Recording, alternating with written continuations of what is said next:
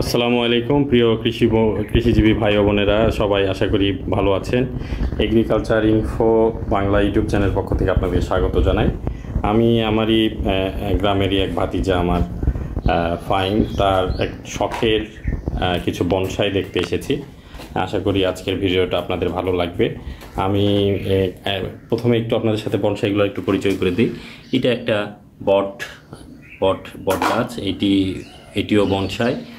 এর পাশাপাশি এই যে এটা পাকড়, এটি একটি জাতের পাকড় এবং এটিরও বয়স প্রায় 6-8 বছরের মতো। এই যে সাতিম গাছ, রাস্তার পাশে বুনো সাতিম আপনারা যেগুলো দেখেন, সেটি এই যে দেখুন, কাণ্ড দেখলে বুঝতে পারবেন।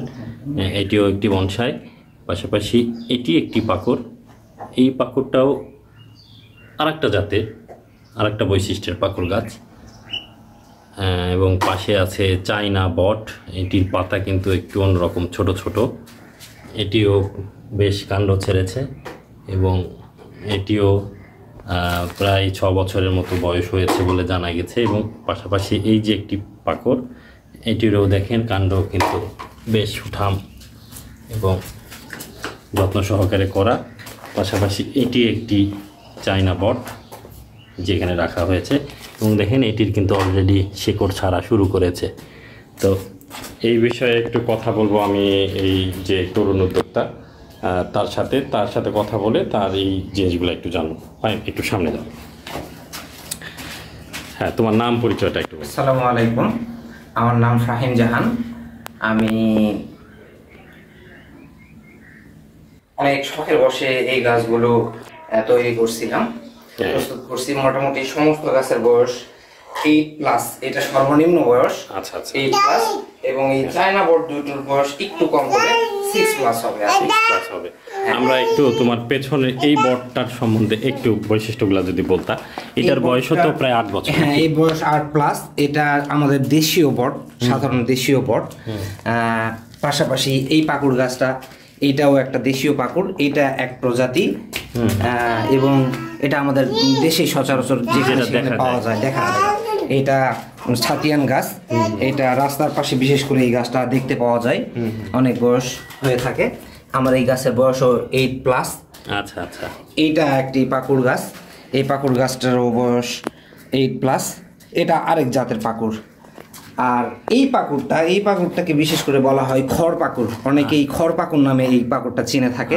পাকুড়ের পাতার লেজের মতো, তীক্ষ্ণ লেজের মতো, অনেকটা থালা মাছের মতো। হ্যাঁ, এইটা এক জাতীয় পাকুড়। এই গাছটার বয়সও 8+। আচ্ছা আচ্ছা, 8 বছর ধরে তুমি তো মোটামুটি এগুলো করছো, তাই না? হ্যাঁ। তো এইটা বনসাইগুলো করতে তো অনেক ধৈর্য এবং পরিশ্রম, কিছুটা ডিজাইনের বিষয় থাকে। হ্যাঁ, এগুলা আনা হয়। আমি পুরোপুরি হয়তো পারিনি, যতদূর পারছি আমার চেষ্টা দিয়ে করার চেষ্টা করছি। আচ্ছা, আমরা একটু জানতে চাচ্ছি, এই যে বট গাছগুলো এই তো অল্প একটু জায়গার মধ্যে আছে, তাই না? অল্প একটু জায়গা, তার তো জীবন ধারণের বা খাবারের কোনো সমস্যা হচ্ছে না, তাই না? সমস্যা নেই। এই জন্যই এই প্রত্যেকটা পাত্রের মধ্যে লংজিভিটি যে খাবারটা বিশেষ করে দেওয়া থাকে, এই খাবারই এটার জন্য যথেষ্ট হয়ে যাচ্ছে। বিশেষ করে হাড়ের গুঁড়ো, জৈব সার, খৈল, এই কোয়ালিটির মানে সব খাবার দিয়ে এই গাছগুলো প্রস্তুত করা হয়। আচ্ছা, আমরা আরেকটু জানতে চাচ্ছি ফাহিম, যেহেতু তুমি মোটামুটি একটা এক্সপার্টিস হয়ে গেছো, এই গাছগুলো কি ইন্টেরিয়র ভাবে রাখা যাবে, মানে ঘরের ভেতরে রাখলে কি বেঁচে যাবে? ঘরের মধ্যেও এই গাছগুলো রাখা যাবে এবং অবশ্যই আলোযুক্ত জায়গায়, আলো বাতাস যেন পায়, সূর্যের আলো। এই সমস্ত জায়গায় রাখলে গাছের ইয়েটা সবচেয়ে ভালো হবে আর কি। গ্রোথ ভালো থাকবে, গাছের পরিবেশটা ভালো পাবে আর কি। হ্যাঁ, বুঝতে পারছি। এই যে বিদেশি বট, চায়না বট, এইটা সংগ্রহ কোথায় থেকে করলে? এইটা সংগ্রহ করছি, এটা আমি একটা নার্সারি থেকে সংগ্রহ করছিলাম। আমাদের নজিপুর এক নার্সারির এক বড় ভাইয়ের কাছে ছিল, সেখান থেকে 2 পিস গাছ এনে আমি 2টা করছি আর কি। বেশ সুন্দর হয়েছে। এই মোটামুটি প্রায় 7-8টা গাছ। এই 7-8টা গাছ, এইগুলো হচ্ছে পুরাপুরি এখন উপযুক্ত হয়ে গেছে, পুরাপুরি একটা উপযুক্ত নেওয়ার মতো, মোটামুটি ম্যাচিউর হয়ে গেছে। আচ্ছা আচ্ছা আচ্ছা। তো এইগুলো তো তোমার ইচ্ছা আছে যে এগুলো তুমি ভোক্তা পর্যায়ে দেবে? হ্যাঁ, অবশ্যই, তাই না? তো তোমার আমি নাম্বারটা দিয়ে দিবনি আমার এই চ্যানেলে, তোমার সাথে হয়তো যোগাযোগ করবে। এমনি তোমার কি কোনো চাওয়া পাওয়া বা আমার সেই রকম চাওয়া পাওয়ার মধ্যে কোনো কিছু নেই। কেউ হয়তো বা যদি একমতে সমস্ত সমস্ত গাছ নিয়ে নেয়, হ্যাঁ হ্যাঁ সেক্ষেত্রে হয়তো একটা দাম আমি তার কাছে বলবো।